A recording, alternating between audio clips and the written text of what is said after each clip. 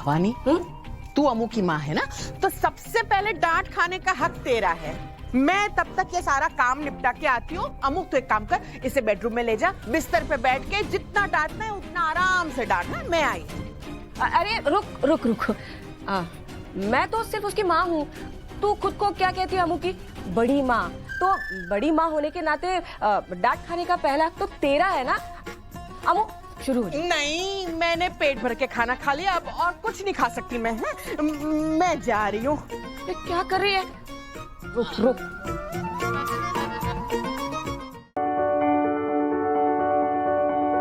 देखो प्रियंका, मैं नहीं जानती कि तुम्हारा प्लान क्या है या अब तक तुम उसमें कितनी कामयाब हुई हो, लेकिन ये जरूर जानती हो कि मेरी दोस्ती तुम्हारे लिए फायदेमंद होगी। आफ्टर ऑल, दुश्मन का दुश्मन दोस्त ही तो होता है। और इसी दोस्ती के नाते मैं तुम्हें एक फ्री की एडवाइस देना चाहती हूँ। दिलदार आहूजा को बेवकूफ बनाना आसान नहीं, so be careful. Thank you. You're welcome. I'll see you around.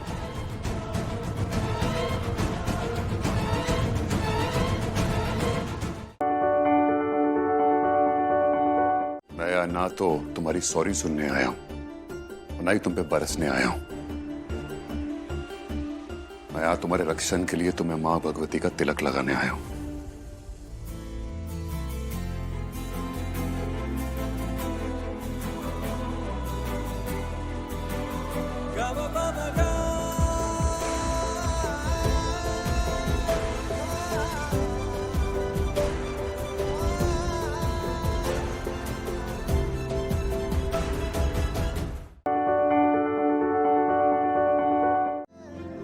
हे माँ भगवती,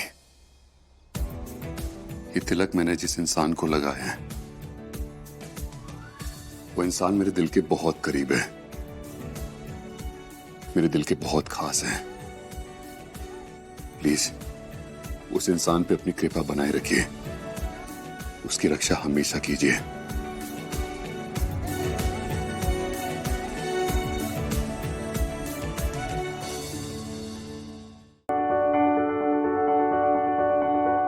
बच्चे तो भगवान का वरदान होते हैं, आप इसे कचरा कैसे कह सकते हैं?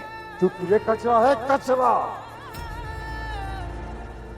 किसी ने अपनी जिंदगी से कूड़ा समझ के इसे बाहर फेंका और तुम वो कचरे के ढेर को घर ले आई हो।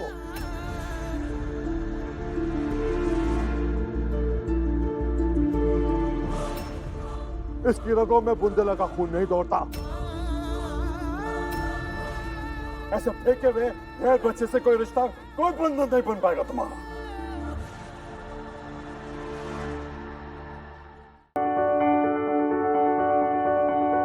माना कि उज्ज्वला मैम ने इस बच्चे को अपनी कोख से ना जनाओ, लेकिन इससे उनकी ममता या इनका रिश्ता कमजोर नहीं हो जाता। सर, ये सब तो भाग्य में लिखा होता है।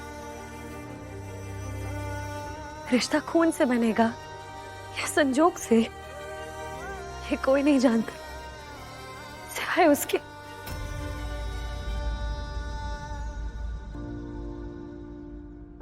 मेरा यकीन मानिए सर, संजोग के रिश्ते ना उतने ही मजबूत होते हैं जितने कि खून के रिश्ते, और कभी कभी तो उससे भी ज्यादा।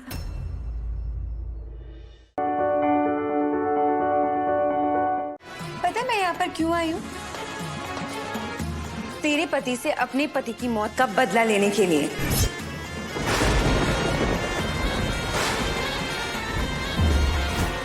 पर उसकी जान तो तुझ में बसती है ना, तो क्यों ना मैं तुझे ही मार दूं,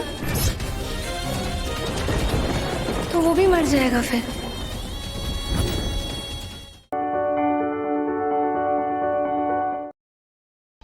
हमने कहा था घर में नहीं लाओ, अनर्थ हो जाएगा। वो लड़की नागिन मार डालेगी। सबको चाहिए मार।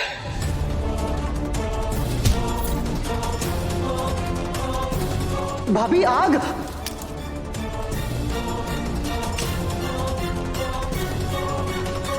इसका मतलब जो दादी कह रही थी, क्या वो सच है?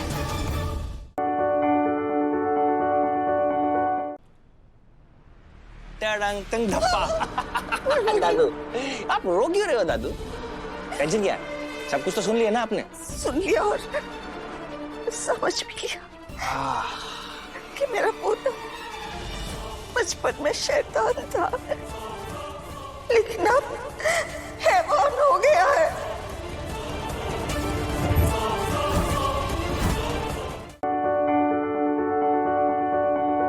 कोई भी जब भरोसा तोड़ता है ना दादू, तो यहां चोट लगती है।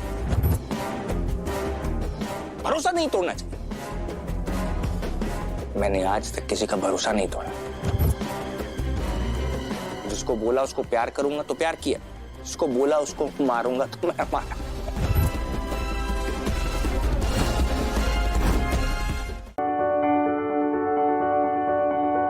जो भी मेरी और राधिका के बीच में आएगा वो मेरा दुश्मन बन जाएगा।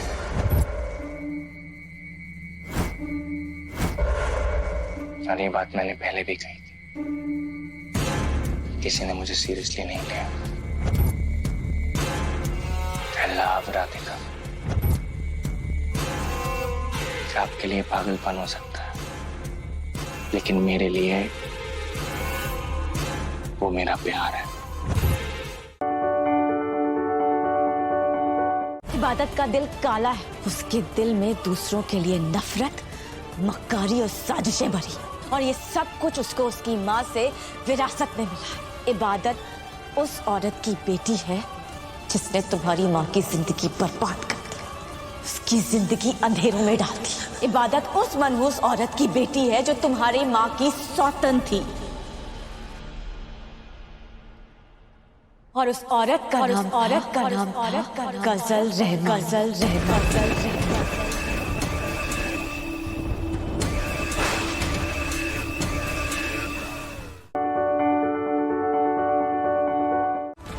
आज अगर इबादत की माँ उसकी जिंदगी में नहीं आई होती ना, तो मेरा भाई जिंदा होता। तुम्हारे अब्बू इस खानदान के रखवाले थे मेरी बच्ची। अगर उस इबादत की माँ ने साजिशें ना की होती ना, तो आज तुम यतीम ना होती।